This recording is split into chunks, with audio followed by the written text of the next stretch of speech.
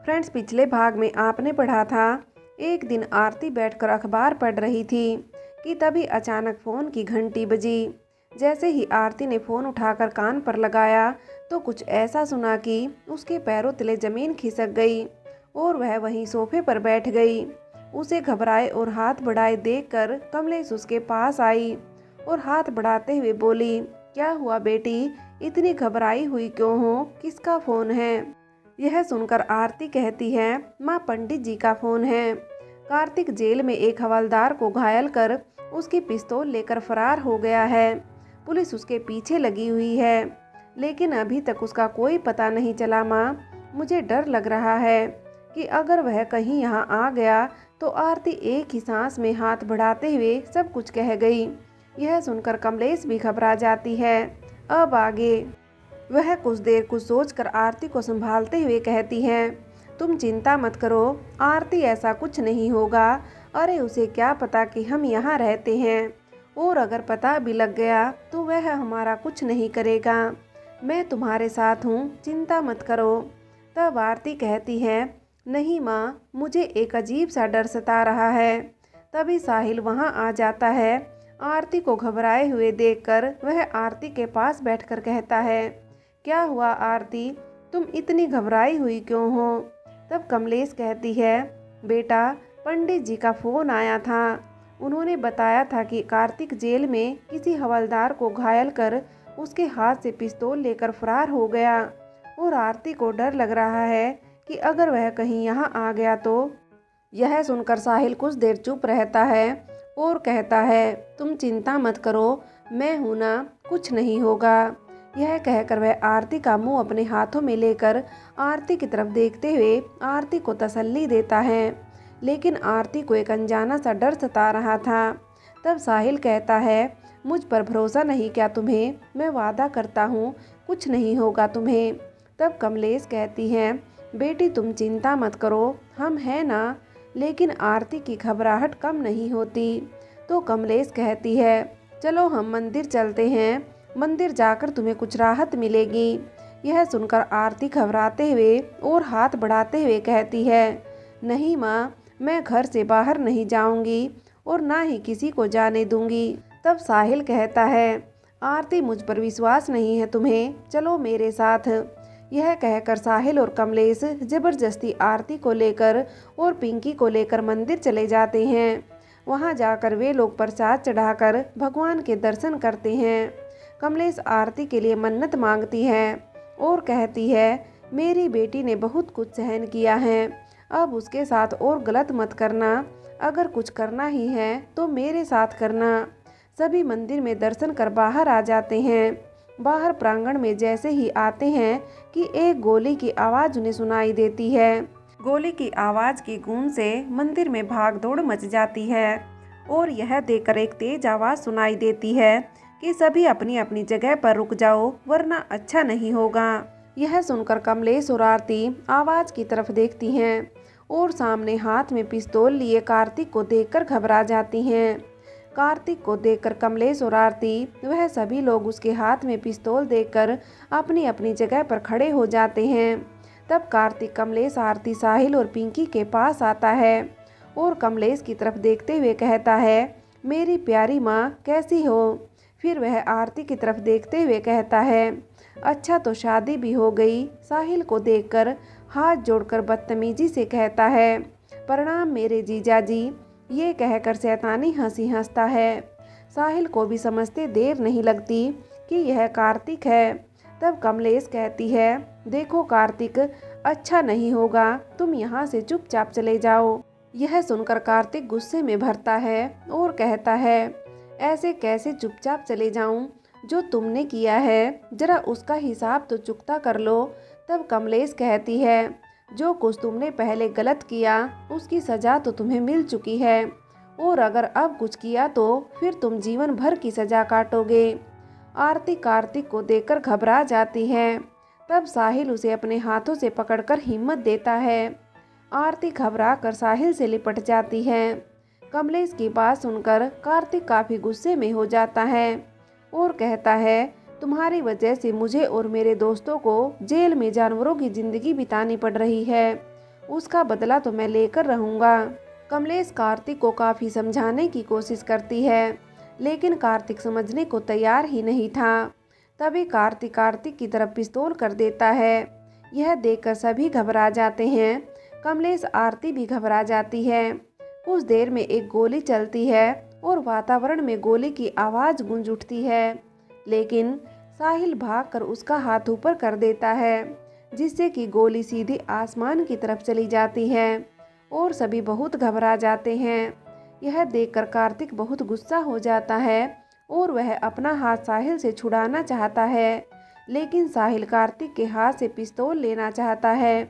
उधर कार्तिक गुस्से में कहता है, अच्छा नहीं होगा, मेरा हाथ छोड़ दो वरना। उधर साहिल कहता है, देखो कार्तिक, अपने आप को कानून के हवाले कर दो।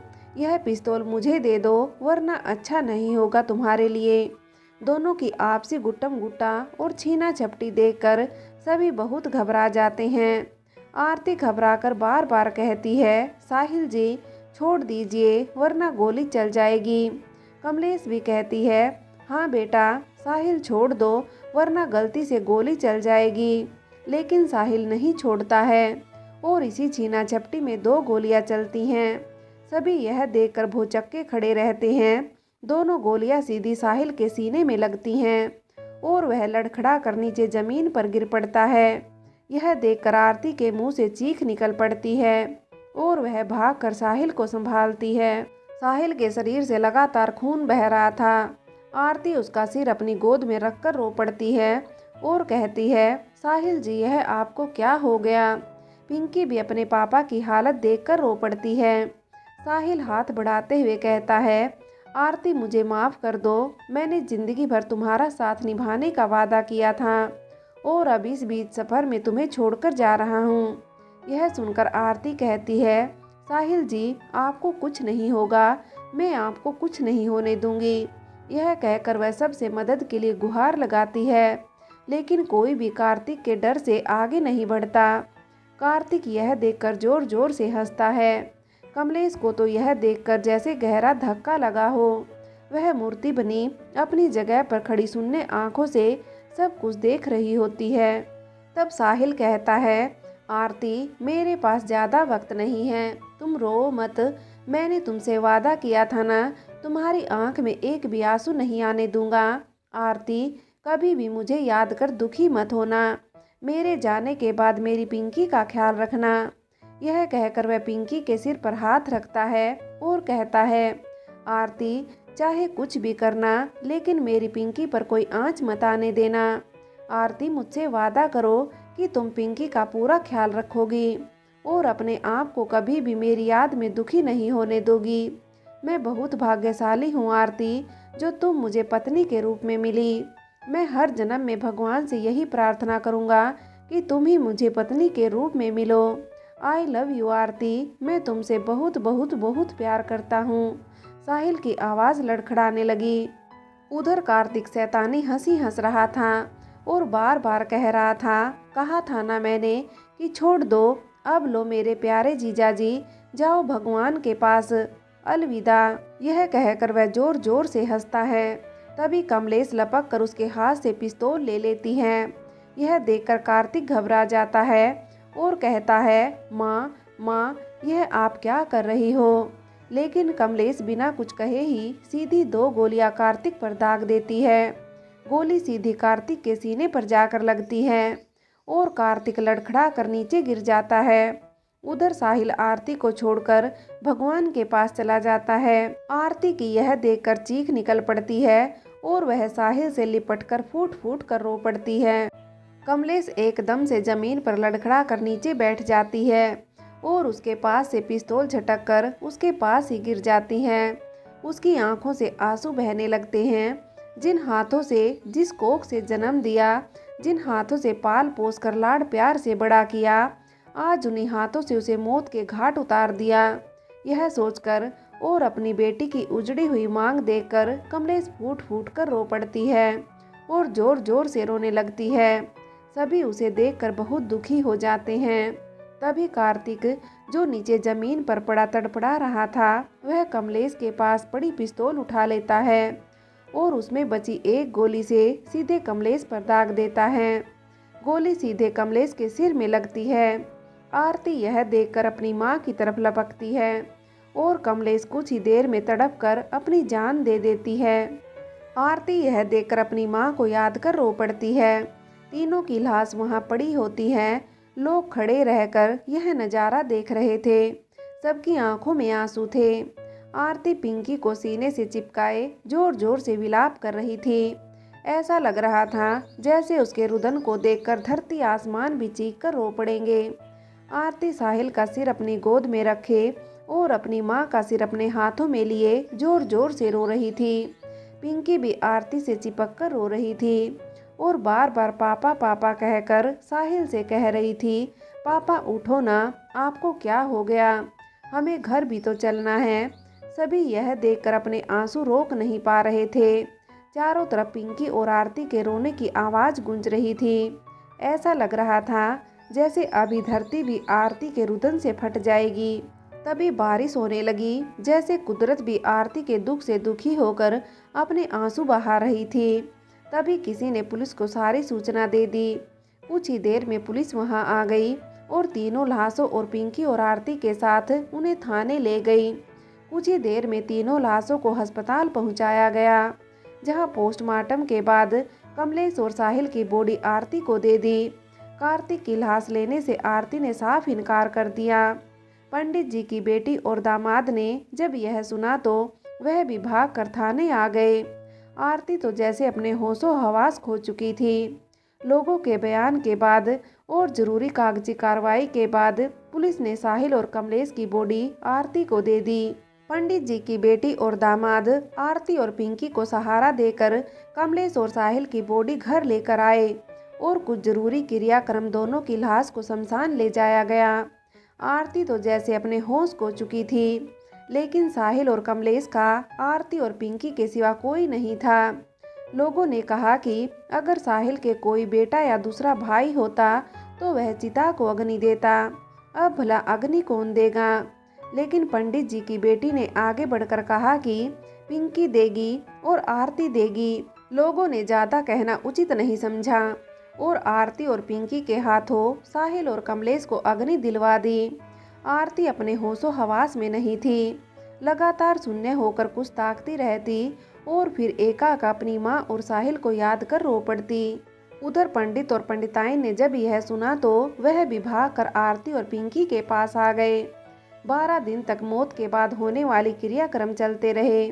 12 दिन बाद सारे कार्यक्रम पूर्ण होने के बाद जब तक आरती भी अपने होश में आ चुकी थी, तब पंडित और पंडिताइन ने आरती को अपने साथ चलने के लिए कहा, लेकिन आरती ने यह कहकर साथ जाने से इनकार कर दिया। नहीं बाबा, इस घर से मेरी बहुत सी यादें जुड़ी हुई हैं, मैं इस घर को छोड़कर कहीं नहीं जाऊंगी। तब पंडित और पंडिताइन बोले, लेकिन बेटी, अगर तुम यहाँ रहोगी तो घुट घुट कर जियोगी, बार बार तुम्हें साहिल और कमलेश की यादें जीने नहीं देंगी। पंडित और पंडिताइन ने लाख कोशिश की, लेकिन आरती ने जाने से इनकार कर दिया। थक हार कर पंडित और पंडिताइन यह कहकर चले गए, बेटी अपना और पिंकी का ध्यान रखना, जब भी कोई ज़रूरत पड़े तो बेझिझक हमसे कहना और बीच बीच में हम आते रहेंगे। यह कहकर उन्होंने अपनी बेटी और दामाद से कहा कि आरती और पिंकी का पूरा ध्यान रखना, इन दोनों को तुम्हारे भरोसे यहाँ छोड़कर जा रहे हैं। यह कहकर जब भी लोग जाने के लिए आरती से मिले तो आरती फूट फूट कर रो पड़ी और कहने लगी, बाबा, अगर मुझे पता होता कि जो कुछ भी मेरे साथ हुआ था उसके लिए न्याय मांगने के बदले मुझे इतना कुछ सहना पड़ेगा तो बाबा मैं चुप रह लेती, घुट घुट कर जीने में अपनी ज़िंदगी बिता देती।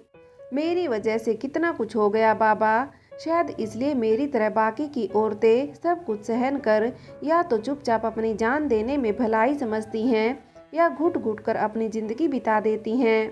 बाबा, इस न्याय की लड़ाई में मैंने अपना सब कुछ खो दिया, यह सब मेरी वजह से हुआ है बाबा। यह कहकर आरती पंडित जी के गले लगकर फूट फूट कर रो पड़ी। पंडित जी यह देखकर अपने आंसू रोक नहीं पाए और आरती के सिर पर हाथ फेरते हुए बोले, बेटी, अपने आप को दोष मत दो। अरे सच की लड़ाई में कुछ ना कुछ खोना ही पड़ता है। जब पांडवों ने महाभारत में सच की लड़ाई लड़ी और अपना सारा परिवार खो दिया जो उसके अपने थे। सच की लड़ाई में उन्हें अपने हाथों से मौत के घाट उतार दिया। हिम्मत रखो बेटी, भगवान सबके साथ देर सवेर न्याय जरूर करता है। कार्तिक को भी अपने किए की सजा मिल गई है बेटी। एक ना एक दिन तुम्हारी जिंदगी में भी सवेरा जरूर होगा। भगवान पर भरोसा रखो। आरती को हिम्मत और तसल्ली देकर वे लोग चले गए।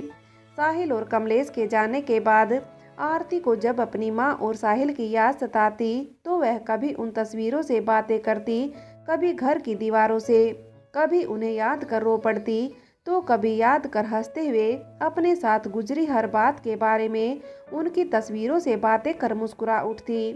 कभी गंभीर होकर उठ खड़ी होती और कहती, साहिल जी आपने कहा था ना मेरी आंख में एक भी आंसू नहीं आना चाहिए। मैं एक भी आंसू अपनी आंख में नहीं आने दूंगी और पिंकी का पूरा ध्यान रखूंगी। आरती ने स्कूल छोड़ दिया था क्योंकि स्कूल में साहिल के बगैर उसे बिल्कुल अच्छा नहीं लगता था। उसने पिंकी का दाखिला भी दूसरे स्कूल में करवा दिया था। वह सुबह पिंकी को स्कूल छोड़ आती और शाम को घर ले आती। पंडित जी की बेटी की मदद से आरती ने अपने घर के बाहर बने छोटे से कमरे में एक छोटा सा पिंकी के नाम से खाने का ढाबा शुरू किया। शुरुआत में तो बहुत कम कमाई होती, लेकिन धीरे धीरे उसके खाने की प्रसिद्धि की वजह से लोगों ने अपने घर टिफिन भेजने की मांग की। काम बढ़ता देखकर आरती ने एक गरीब विधवा औरत उमा और उसके बेटे कमल को काम पर रख लिया। आरती उस औरत के साथ मिलकर खाना बनाती और उसका बेटा बाजार से सामान लाता और लोगों के यहाँ टिफिन पहुँचाने का काम करता। धीरे धीरे काम अच्छा चल निकला। सब कुछ धीरे धीरे ठीक होता गया। आरती रोज साहिल और कमलेश को याद करके अकेले में रो लेती, लेकिन पिंकी के सामने हमेशा मुस्कुराती रहती, जिससे पिंकी अपने पापा को याद कर दुखी ना हो। जब भी पिंकी अपने पापा को याद करती आरती उसे सीने से लगाकर हिम्मत देती, कभी भी उसके सामने अपना दुख जाहिर नहीं होने देती। एक दिन पिंकी पड़ोस के बच्चों के साथ खेल रही थी कि तभी कमल ने आकर बताया कि दीदी किसी ने पिंकी को खेलते हुए धक्का दे दिया, जिससे उसका सिर पत्थर से टकरा गया और उसका सिर फट गया। उसके सिर से बहुत खून बह रहा है।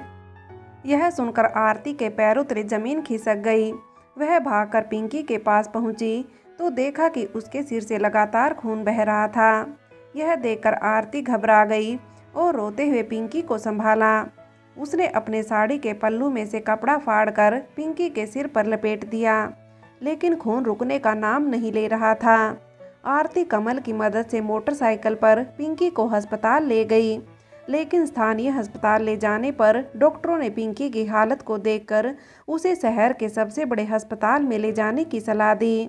आरती कमल के साथ पिंकी को लेकर बिना समय गवाए शहर के बड़े अस्पताल में ले गई। नर्सों ने पिंकी की हालत को देखकर उसे भर्ती तो कर लिया और कुछ जांच करने के बाद बोली कि इसके सिर में गहरी चोट लगने की वजह से उसके सिर की एक नली फट गई है, ऑपरेशन करना पड़ेगा। यह सुनकर आरती घबरा गई और वह हाथ जोड़कर कहने लगी कि आप सबसे विनती है मेरी बेटी को बचा लीजिए। तब एक नर्स बोली कि सिर का ऑपरेशन तो डॉक्टर सिंह के सिवा और कोई दूसरा डॉक्टर नहीं कर सकता और डॉक्टर सिंह अभी अपने कैबिन में कुछ बाहर से आए बाकी के डॉक्टरों के साथ कुछ जरूरी काम को लेकर बिजी हैं। तब तक डॉक्टर सिंह ऑपरेशन शुरू नहीं करेंगे, हम कुछ नहीं कर सकते। यह सुनकर आरती गुस्से में बोली, ऐसे कैसे नहीं कर सकते, यहाँ मेरी बेटी की जान पर मनाई है और आप कह रही हैं कि आप बिना डॉक्टर के शुरू नहीं कर सकते। तब नर्स बोली, आप समझने की कोशिश कीजिए, हम कुछ नहीं कर सकते। तब आरती गुस्से में बोली कि डॉक्टर कहाँ हैं। तब नर्स ने डॉक्टर की कैबिन की तरफ इशारा किया।